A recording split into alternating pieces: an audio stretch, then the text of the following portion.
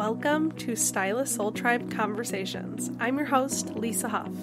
Over the last 5 years, I've coached hundreds of hairstylists and beauty industry professionals, helping them work their dream schedules exclusively with their dream clientele and earn their dream income, all while fostering genuine connections and lifelong friendships inside the beauty industry.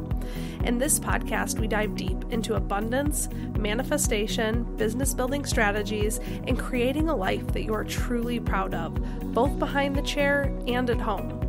Are you ready to embark on a journey of personal growth, success, and sisterhood? Then hit that subscribe button now and get ready to experience the pure magic of Stylist Soul Tribe Conversations.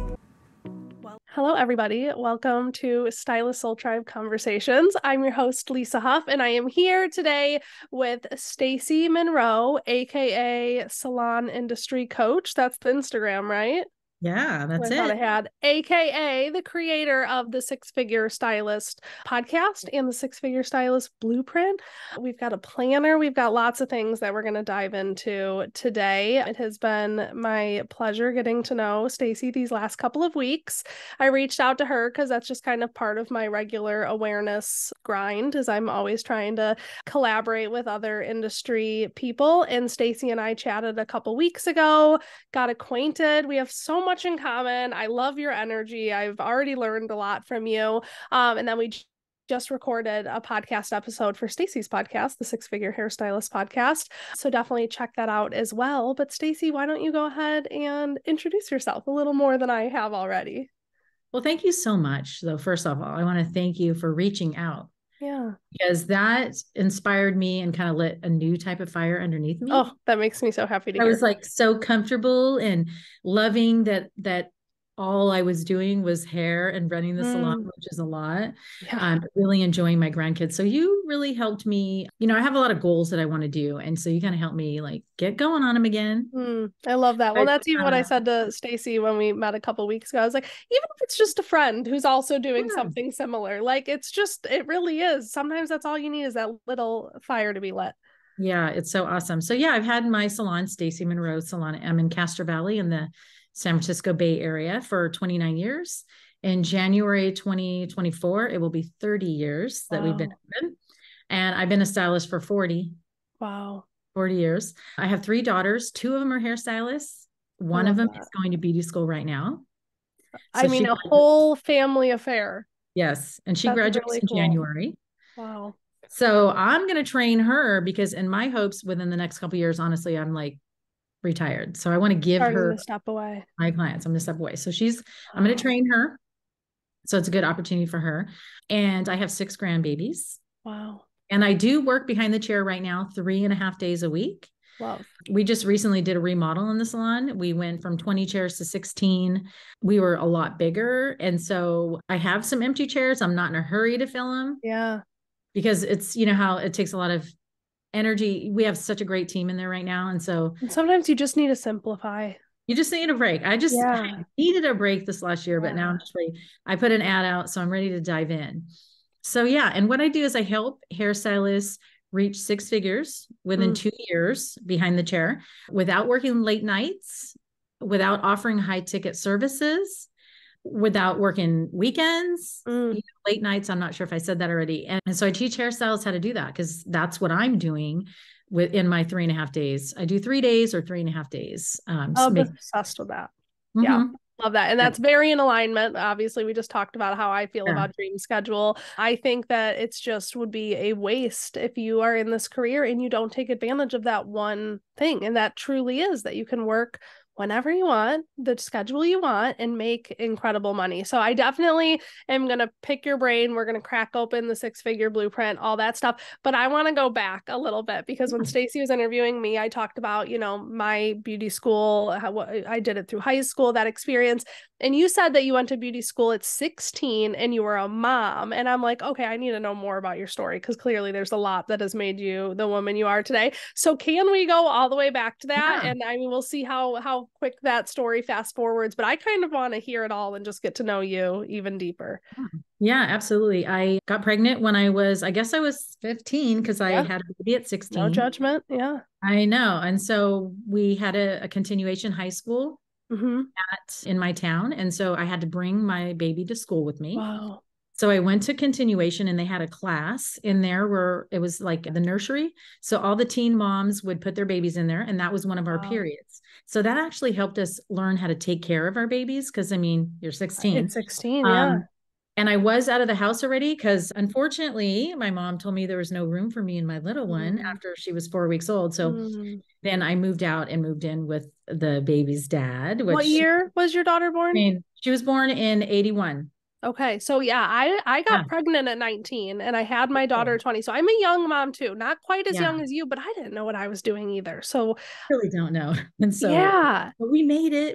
And she's a hairstylist. But yeah, so I took her to school with me. And then at this particular school, they had a careers class. And the careers class made us pick a career. And so, process of elimination, I'm like, well, I guess I'll be a cosmetologist. What were the other options? Oh, like an accountant, just all of these things that weren't really creative things that I just couldn't see myself doing.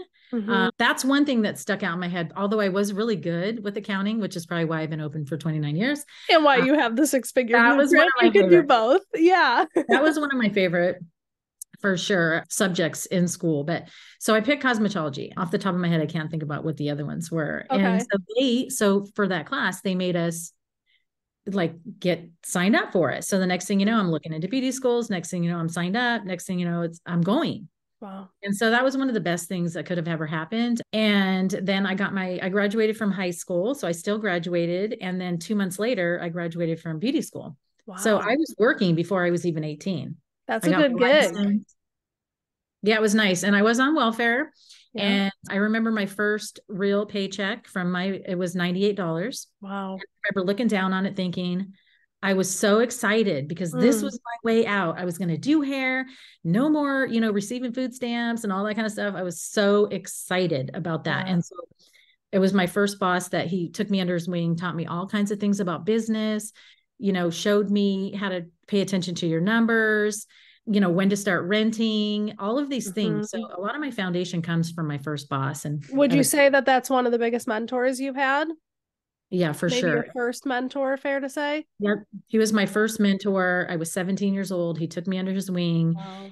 And there is one lady that worked at the salon back then that works with me right now. Wow. So it's so wild. But yeah, he used to take me to seminars. He took me to tons of classes to learn how to cut hair. So I'm kind of paying it forward. That's one of my things that I want to pay it forward and do the same thing for other hairstylists, help them achieve their highest goals, whatever they are. I love that so much. What a cool story. And then you said you've been licensed for 40 years. You've owned your salon for 30, correct? So 10 years into your beauty cosmetology career, you opened your salon. What was that like? Yeah. So I was married at the time and we opened a 5-chair salon. Okay. Which we grew it to a 9-chair with a manicurist. And then we went to an 18-chair and esthetician and a manicure. So at our peak, and then we did a full spa next door. Okay. So can we pause for a minute? Because you're blowing through those. And I know because inside of Soul Tribe, there's people all the time that are in the beginning stages of opening a salon or want to open a salon. I know it was a long time ago, but how can you think back to that? And like, what did that actually look like? Did you see it before it became real? Did it fall into your lap? Did you seek it out? Did you know how you wanted to grow? How'd you go about growing that? Yeah. So I always knew I wanted to open my own salon. Okay. And my husband had a different idea for that. He wanted me to stay home and just take care of babies. Yeah. And I was never that type. I was always that kind of person that had to make sure that I was going to be able to support myself and my family. I couldn't, I was unfortunate where I couldn't really rely on people. So I wasn't going to change. I was like, I'm sorry, I'm going to open a salon. So we had a lot of fights about that, but we ended up finding a salon that somebody had left. Okay. So we did fall into something that was already 5 chairs. Cool. My ex-husband was a builder. So he grew it. He added 4 more stations. So we finally got behind the idea clearly and saw some possibility here. Yeah. So we became a 9-chair. Wow. And then I had a wait list of 4 people that wanted to work with me. Well, we couldn't fit them. So then I talked to the landlord, can you give us a bigger spot? So then he gave us a bigger spot in the same strip mall. And then we became an 18 chair. Holy And by the cow. time so we opened that within 5 weeks because, I was lucky enough to be married to a builder. He had brothers, right? So they We got went to in. jump on this opportunity. Yeah. Yeah. So then when we opened, we were full. We had 18 stylists. We had a esthetician room that a lady did massage and facials. And then we had a manicurist. Wow. So then a couple years later, the next door goes out. And so the joke is, oh, why don't you do a spa next door? And I was like, yeah, I don't Why think so. not? Okay. Well, then we did. We tore down the wall. We took over. So then we had 3 manicurists in the front, and then we had a retreat. And then we had 6 treatment rooms, a shower, locker room. So we became like 5,000 square feet of business. Wow. And I had that spa for 14 years. Wow. And, it's a lot of work. It's a lot of work to have a spa. That is a lot of work. The one thing that I loved about it was that we were a one-stop shop. Okay. And so people came, we could sell packages. I mean, it was great for a really long time. And then I sold it to a girl that worked there. Okay. And not everybody's cut out to be an owner. Not everybody can be an entrepreneur. She just thought that it was one of those places where she saw me popping the champagne and having the parties, but she didn't see the backstory of it all, right? Yeah. So she literally was having parties with champagne and not collecting the money and paying attention to the business part of it. So they're no longer there. Yeah, so, and that happens. Are you still in that location that was right next to, or you've moved since then? Still in the location. Wow. And that really, I mean, I've only been licensed for 12 years. So that really, like, the weight of that is not lost on me, owning a successful salon for that long. That's as long as I've been alive. That is wild. And that is something to be really, really, really, really proud of. And that is something that I'm sure if we pulled the statistics on is nearly non-existent. I would have to say maybe top 0.1% it makes it to that point, I would assume. Yeah. Thank you for saying that. It's really hard work, and I've learned a lot of things the hard way, and I'm grateful for that because I'm a better leader. There was a time where people were just quitting. Yeah. Like crazy. Yeah. And there now at the salon, there's 6 people that came back that quit before.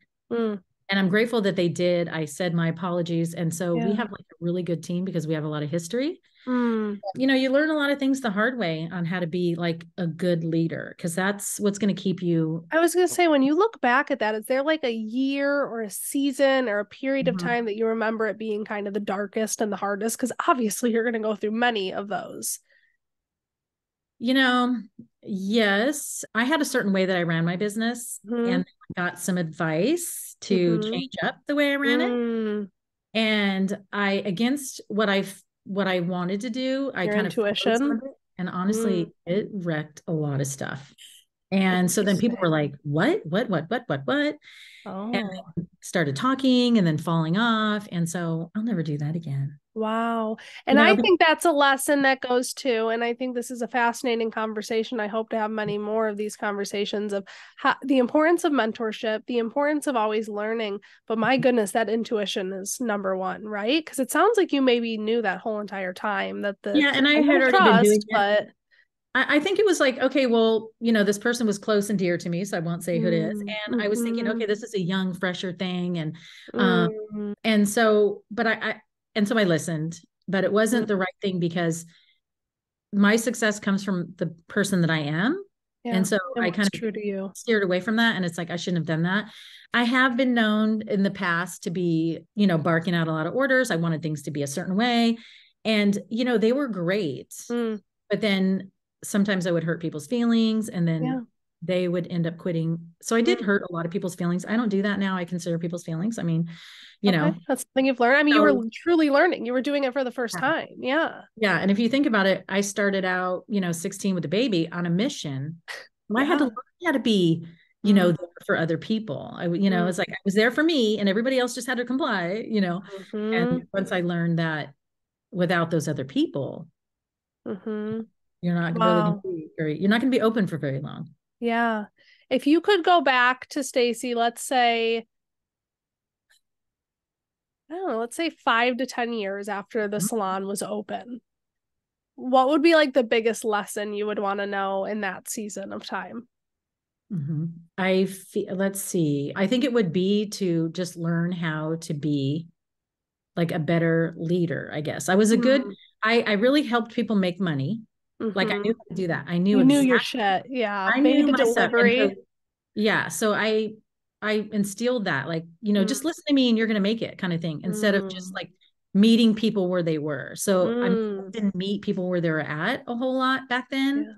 Maybe even further than 5 years. Cause I mean, shoot, the last 3 years, it's just crazy. But, so I had to learn how to meet people where they're at. I think that's huge for salon owners, And there's you've noticed a big difference since then. Yeah. there's room for everybody. Definitely. Wow. That's good to know. That's something I think we all probably need to hear, is that delivery, and people remember how you make them feel. And that's that one thing that sometimes we wish we could go back and redo.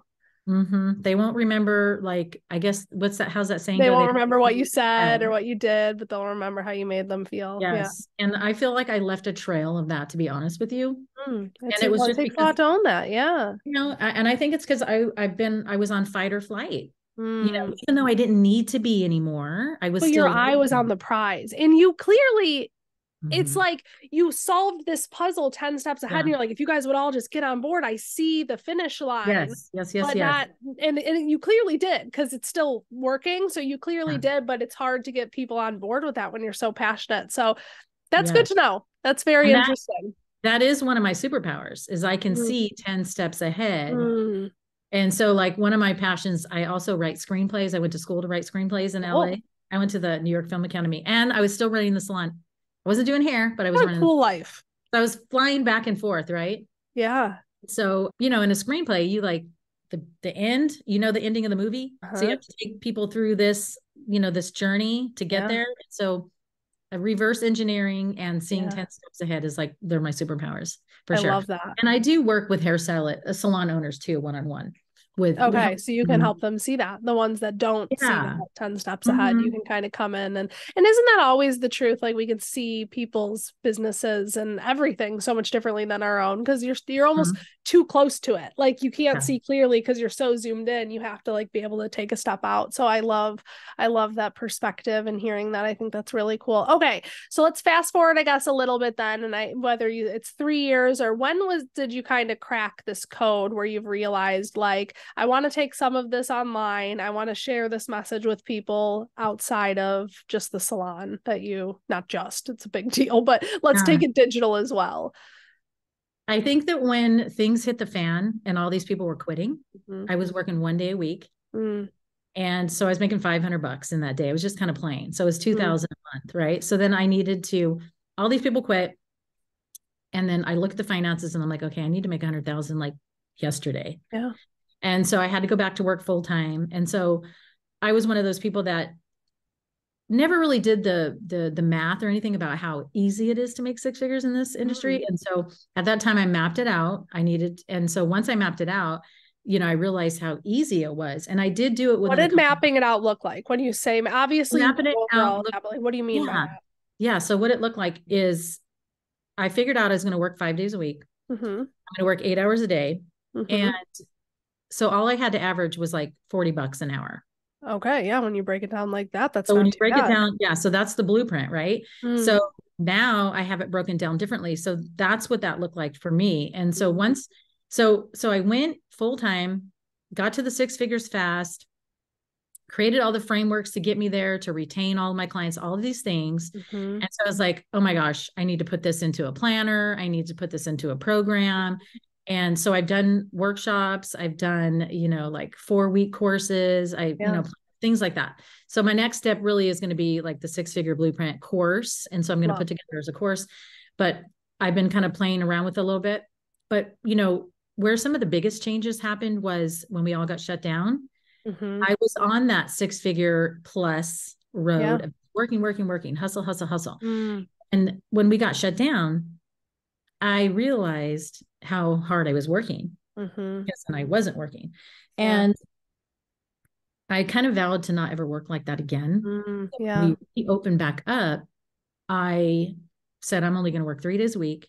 I'm still going to make 6 figures. You're like, if I could map this out at 5, surely I could map this out at 3. What does that look like? Yeah, you can. And I don't do extensions, and I don't do really high ticket services. Maybe 250, 300 is like the most. Some people think that's the secret. They do. Yeah. Like, oh, I have to get certified and I have to do all these things in order to make that kind of money. Yeah. Yeah. So I don't, and you really don't, Wow. you really, because what you're going to do is average, right? So like one day you can make, $600 or $700 and we're talking low end. And then the next day you can make like $1,000. So it depends. So it just has to average out, for that. And so when we opened back up, before we closed, I had around 7 employees, commission people. And we opened back up, I was 7 people less in the salon. Yeah. And I made the people that were left there that commission rent. So I went to all rental. Okay. And I got to tell you, the profit margin is just about the same. Interesting. So, and it's because I don't have a receptionist, we're all on, most of us are online. So they can go on the website, make appointments online. They can talk to their stylist independently, like through their phone numbers. People who are not online, because we use Vagaro, people who are not online can actually just give their clients their number. So they're just independent stylists. Yeah. Running their own gig. Yeah. So that being said, I'm not paying a receptionist, so I don't have payroll. I'm not paying, a commission stylist. I don't have all the finances that go with that. I'm not buying the back bar. I'm not paying payroll. I'm not paying workman's comp, all of these things. Right. And so it might take you 2 stylists to pay for the receptionist. And then it's going to take you another stylist to pay the payroll of this. Right. Yeah. Cause there's no ROI on those directly. It enhances the experience, but yeah. Yeah, no, we do get a lot of walk-ins. So I will hire a commission person if the right person comes along, because we are saying no to people. We get 2 to like 6 people a day that call in that are new because we've been there for so long. Yeah. So what I do teach salon owners is like, okay, what type of salon do you want? Do you want to have a pure profit salon, or do you want $1 million depositor salon? But then when you take all those expenses away, you may be in the same boat. Yeah, I am loving my business model right now. This is because then I have all the free time in the world. So you've lived both of these. I think this is a fascinating conversation. You've been a commission salon owner for a long time. You've been a booth rental salon owner for a long time. We're not saying, obviously, there's no one size fits all, but do you feel pretty confident to say that when you coach salon owners, are you pretty strictly, I think everyone should be booth rental, or do you think for certain people, commission is definitely right? No, I definitely think a hybrid salon with a little bit of everything. Okay. So when I would hire an assistant, they would be the front desk person as well. So then you're kind of hiring one person for 2 jobs. Yeah. So then, that's something. And then also a good way to fill your chairs is to train them. And then they can start doing hair. And then, so I would have a process that I would have them put there. They start off as an assistant if they were from beauty school, and then they would be a commission stylist until it was time to rent. And then they would rent. So because I had 20 chairs, now I have 16, I was able to do that.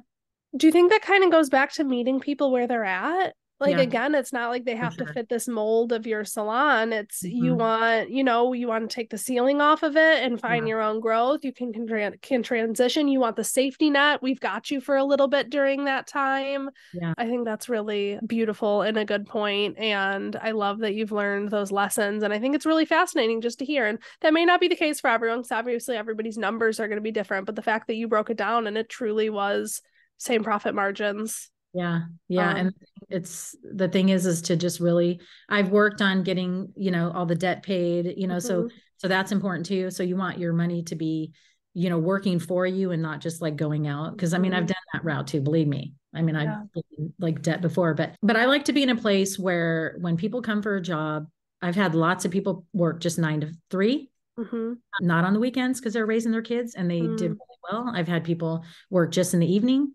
Yeah. I've had people work just in the weekends because maybe their husbands are home. That's what they want to do. So I've had all that. And I think now this is really what's going on, because since we reopened, people don't want to work the way they were. I agree. I sure don't. Yeah. Oh, I couldn't agree more. That's beautiful. Okay, cool. So we were talking about diving into the 6-figure blueprint. You said there's 3 goals that everyone needs to have when it comes to the 6-figure blueprint. So can you dive into those 3 goals for me? So I think the number one thing is that what I see stylists doing wrong is not retaining their clientele. So I feel like what I have testimonies of is I teach people how to have a 95% retention rate. Because if you're not, like, obviously you do a client and they don't come back, then you're constantly looking for that next one.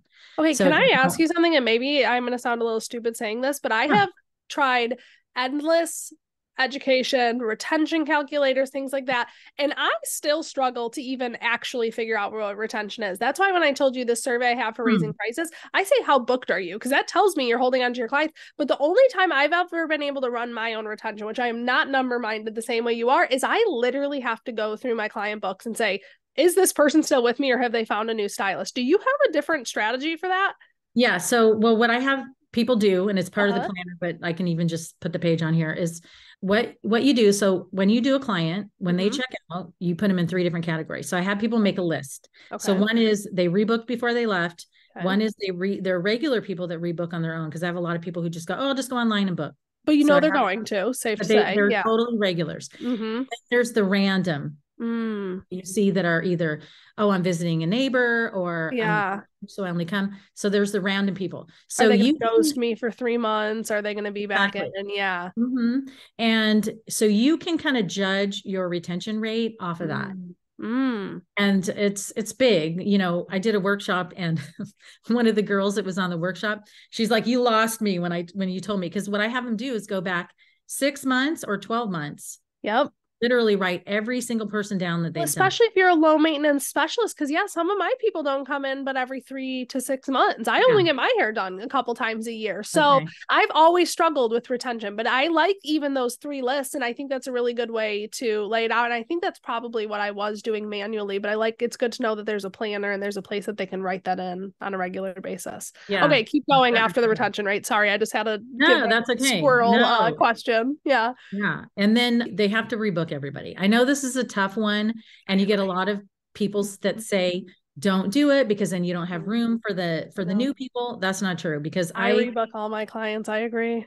Yeah. I mean, I rebook honestly, maybe 65%, because then there's like the 35 or whatever percentage, I don't know off the top of my head, that love to go online and do it on their time. Yeah. So I have a lot of people that do that. But you know, if people are not rebooking, you can give them incentives. Like, you can do a raffle, like, hey, if you rebook your next one, or if you rebook your next one, you give them a raffle ticket, and then you raffle off shampoo or conditioner. A lot of them, they want free stuff. So then like, okay, like, yeah, let's rebook it.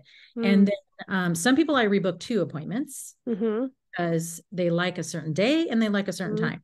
A lot of my clients are retired, or they work from home, or they're stay-home moms, all of this. So I built a clientele that can come in during the day. Yep, same. I love that.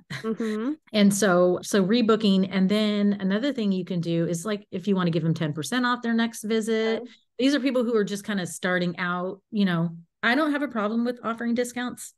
Yeah. You know, I don't have a problem. Do you ever find that those people that you have to incentivize to rebook, are they more likely to cancel, or no? Have you run the data on that?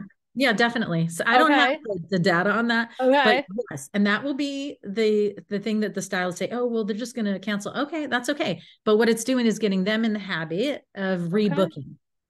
And yeah, definitely. People cancel, they go, oh, just book me out like a couple of more weeks, then you can book. But at least there's a communication point there. And I'm going to just give my 2 cents. And I think this is why I've never jumped on the bandwagon of like pre-booking is out. I have to pre-book. If I don't pre-book my dentist appointment, 2 years is going to go by and I'm not going to go to the dentist. That's just the way my brain works. So I was just at the dermatologist this morning and they're like, okay, bye. And I'm like, do you book a whole year in advance? And they're like, yeah, we do, because I need that on my books. Even if I have to cancel it when it comes closer, I need that reminder. It's been a year. You need to go back to, I don't know if I have ADHD. I don't know what it is, but I will forget. And because that's so my behavior, I couldn't take that away from people. I don't know if I push people to go against if it's not their behavior, but I think a lot of the world is similar to me in that way, that they want that on the books or they're going to forget about it. I would only get my hair done a couple times a year, especially if you blend it seamlessly. I'm not going to think about you for 6 months where I maybe would come in for maintenance. It could go well. And you are doing them a disservice by not scheduling and then like getting in their ear. Because a lot of times I tell people too, if you have some gaps in your books, because we have a daily income tracker too. So if they feel like they're going to be, short the week, like say 2 or 3 days went by and they're like, oh my gosh, I really have to put the pedal to the metal for these last couple of days to hit my weekly target. then I have them get that list out and look for the people that rebook on their own, or people who, you know, are random, and just say, hey, I happen to have this last minute cancellation. And usually they, you know, call them, and 9 times out of 10, someone says, oh yeah, I'll book that one, or book me next week. So I think that's kind of off subject, but that sort of helps fill people's gaps, you know, but it is just paying attention to the books. And I think a lot of what you're even speaking to is just staying on the offense, like not just like, oh, I'm just sitting back and this is happening. Like, unfortunately, as much as we'd love for everything to be automated and we're not part of it, like if you're not staying in there, like paying attention, and that's why I really don't love to like coach to getting new clients. I really kind of love to talk to hairstylists that already have them, only because the strategy was just freaking hustle all the time, whatever you can think of every morning, like get in front of as many people as you can. And I think what you're saying about tracking is kind of that too. Like get in there, the nitty gritty. Don't just sit back and say, oh, it's going to be a bad week. Like what can we do to make a difference there? So I'm on board with what you're saying. Oh yeah. No, I have stylists that will like mark out and say, I'm not coming in because I don't have anybody. And I'm like, are you crazy? Let's do something about that. Yeah. Yeah. I had a stylist. She came in yesterday, and like within the first 10 minutes that she was there, she got 2 colors on her books yesterday. There you go. So person called, boom, I put it on her book because she was there. And then someone walked in, all within like 10 minutes of each other. So if she didn't come in because she didn't have anyone, then she wouldn't have those people on her book. So I'm all about like, whatever your work schedule is going to be, work it. Yeah. And find the gaps, find those spots, rather than just sitting back and just letting life happen to you. Go in and really change it if you can. Not everybody's going to say yes, but you don't know until you try. Exactly. And that's like the third thing that we were talking a little bit about, is the obsessively tracking everything that you're doing, you know, tracking the people, you know, tracking your day. So that daily tracker keeps everybody on track. And another good way to get clients, when I have brand new people in the salon, we have Vagaro, we use their daily deals. And we have a database of, I don't know, like 5,000 people on the computer that we have their emails. So we send it out, you know, so those are good ways to get new people too. Okay. Big Vagaro daily deal fan. I like it. Daily deals. Love it. Yeah. So we had a few bullet points of things we wanted to go over today. And I really liked, you said there was, I think it was the 7 words that irk you more than anything. Can we dive into that? I want to hear your my most 7 hated words in my vocabulary are. Tell me what they are. I can't because I have to work. So I don't want to say that anymore. No, me either. How many dinners did I not be able to go to? How many weekend trips? You know, vacations, whatever it is. Well, vacations, because I don't have the extra income, you know. Oh, I'm working late, you know, so I can't go to dinner, you know. It's just, so I don't want to say that anymore. And I'm pretty sure, you know, I don't really commit to a whole lot of things. So if for the 3 nights that I do work, but hey, I have 4 other nights that I can do whatever I want, and the weekends are part of that. So, but I have started my daily yoga, or not daily, I go 3 times a week. And so I'm not tired after work too. Love that.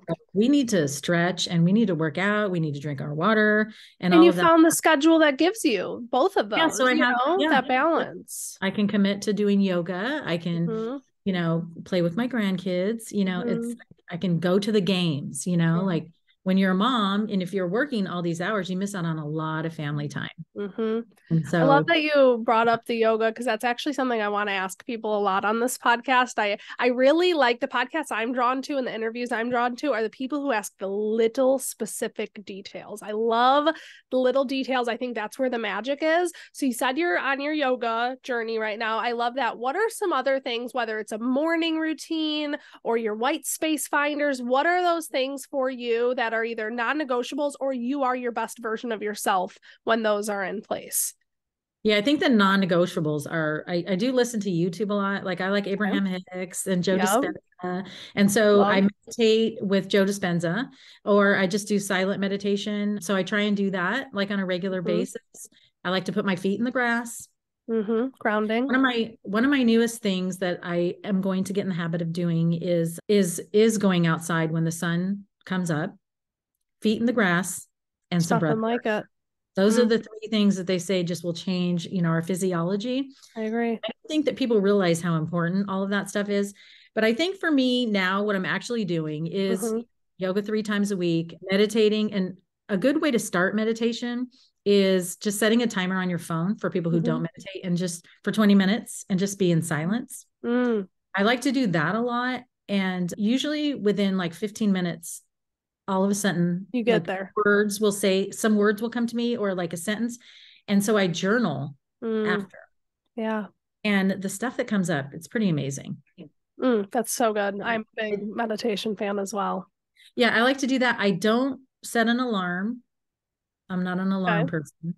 I love that you have a lifestyle that you don't have to set an alarm. No, I don't have to. And I start work at like 9:30 in the morning. So it's not, but I'm up by then, as soon as the sun comes up, I'm up. But yeah, I don't have too many rules. I've been a rebel-ish my whole life. And so I like to just live creatively.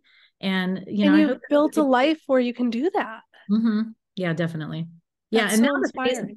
the phase I'm at right now is, I am kind of coming up on retirement phase. Yeah. So I'm figuring out how to do that. I'd love to just have a garden. I'd like to have a chicken or two. Yeah. A little homestead era. That's what I want. Yeah.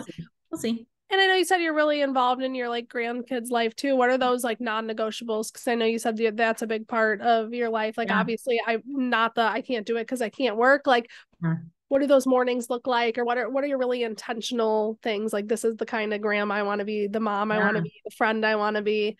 Well, completely present. Yeah. For sure. Right. And not think about where I have to be, where I have to go, what time do I have to stop? Yep. So the minute, like I do have 2 grandbabies here with me right now because my daughter and her 2 little ones. So the little one's a year and a half, and then we have a 3.5-year-old. So my favorite thing to do is wake up in the morning with them and have coffee and watch them. We open the back door and they just go in the backyard and they just start playing, I love to watch that. But I think just being 100% present and not worrying about anything. I don't want to worry about, I want bliss. Yes. And so I pretty much do have that. I have to say, I'm pretty good at living in a little bubble. Like people might think I don't have cable, but I do watch TV. I watch a lot of movies because I like movies. But I like to live in a little bubble of, I don't watch the news. Same. And I guess I might be a little bit of a conspiracy theorist, but I don't let it run my life because just a healthy amount of skepticism to everything and free ask questions, be your own advocate, all these kind of things. I love that. You have a very inspiring life. And my kids are at the age now 10 and 7 that me and my husband will look back on the Facebook memories and I'm like, the baby stage truly is gone. And that is so sad. And I'm young enough, we could keep having kids. I don't want a big age gap. So I really think we're done, but I'm already thinking like before I know it, I'm going to be in that stage. Not that I'm trying to speed anything up, but I'm kind of like you, I think 10 steps ahead. So I hope that I am present and aware and showing up so fully and wholeheartedly. And then I can look at my life and say like, I have that and I have bliss, I have presence. So that's incredibly inspiring. I have 2 questions I want to ask you because I told you were speaking my love language when you asked about books. I want to know either the current book you're reading or the last book you read, and then what book you would say changed your life the most, because obviously what you're currently reading isn't typically that, but I want to know both of those. I think for me, so the Game Changer book was the 4 Agreements. Good one. Right? Is that McGilvers? Okay. So good. And then the one that was like a major game changer I love is Byron Katie's Loving What Is. I've never heard of that one. So the good thing about that book is we tell ourselves stories about everything. So we have stories running in our mind all the time. And the stories might not be true. Yeah. And they might be things that might be stressing us out, or, they might be affecting our family or even just our businesses and stuff. And so her work is she has these 4 questions that you ask yourself. And so that book is really good. So and one of them is like, when you go and like tell her, you say something to her for one of the questions is that true? And then and most of the time what we're telling ourselves isn't. It's based on a story of what or my opinion or you know what I mean? And so Byron Katie, so I'm thinking of those 2 were really good. And then I liked I think it's called The Big Leap. I've heard of that. I haven't read it. That was really good too, because it's about money. And it's about, if I'm remembering this correctly, I'm pretty sure. So we all have like a certain radar of what we're used to making. So there's a lot of language around money. So I like that was really good. Okay. Yeah.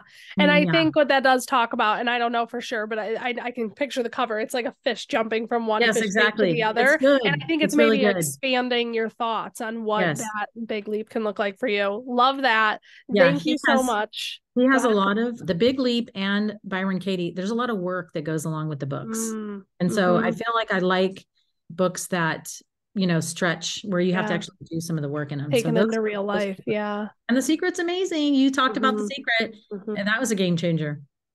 Yeah, my current book, what I'm reading right now, obviously The Secret is my biggest game changer. Right now, I'm reading Buy Back Your Time by Dan Martell. I don't know if you've ever read Okay. that. It's No. really good. It's about like hiring and what order to go in and what tasks to delegate first and how to do and like your rate and what that should be. And it's a really fascinating book. So that's what I'm reading right now. And yeah, my always go to change your life book. I always tell people to start with The Secret. So I love on Stacy's podcast, if you guys haven't listened, she said when she first saw the movie The Secret, she would make everybody that came to her house sit down and watch it. And there really is that energy behind it of like, oh my God, you guys listen to what we've been missing. I need to share this with everyone. So that's what this podcast is going to be a lot of because I am so on the woo-woo train. So this has been an absolute joy. I think we covered everything. Is there any final thoughts or anything else on your heart to say? Well, I just want to talk a little bit more about book things. So here's another thing that I love because, I know that's your love language. That's what you said. But I also like to read people's stories. Okay. And so we talked about, was memoirs? The magic? Yeah. Memoirs, but magic, that was really good because, what's her name? Elizabeth Gilbert. Big Magic by Elizabeth Gilbert. That was a life-changing book for me as well. If you're a creative person, you get to learn that you're normal. I feel like a lot of times we feel alone because we feel like there's no one else like us. So reading other people's stories.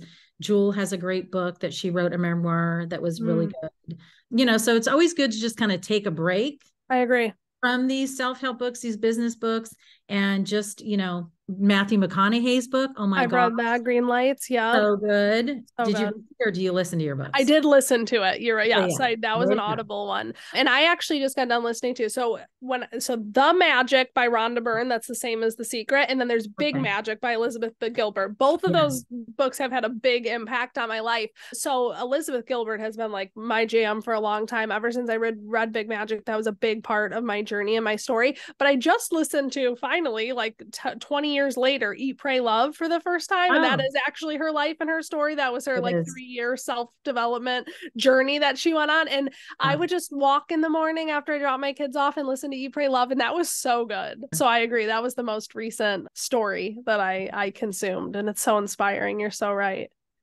Yeah. So I guess if I had a final thing is just for hairstylists to just really believe in themselves.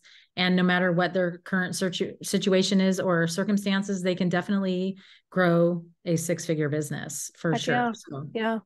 And Stacy's the number gal. So if you are ready to crunch some numbers and make that happen, it sounds like that is it can happen. You got to put in the work, but it definitely can with the right guidance. So I love that. Like I told you, Stacy, I don't know for sure what day this podcast is going live. So what we have decided we're going to do is whatever is relevant to what we've talked about on this recording, we're going to make sure everything you guys need is in the show notes. So check out the show notes, give Stacy a follow on Instagram, anything else specifically that they should know or check out for you.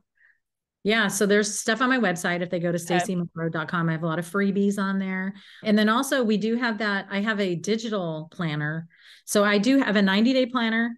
So if they want the physical planner, I should have one right here. Why don't I? I can link all of those. It's okay. And then the digital one, though, if you want to raffle one off for your people, we did talk about a giveaway. So I'll probably maybe add that little blurb in the beginning or that. We'll figure that out and we'll figure so maybe we'll have one lucky winner. But if those who didn't win want to get their hands on that, we'll put that link in the show notes. Sweet. Yeah. So this has been awesome. Thank you so much. What an incredible 2 hours we've just spent together on both of these. It has been so wonderful. And you're like getting me all in the podcast feels, getting my feet wet, diving straight in. So I really appreciate it. That's it. Bye, guys. Thank you so much.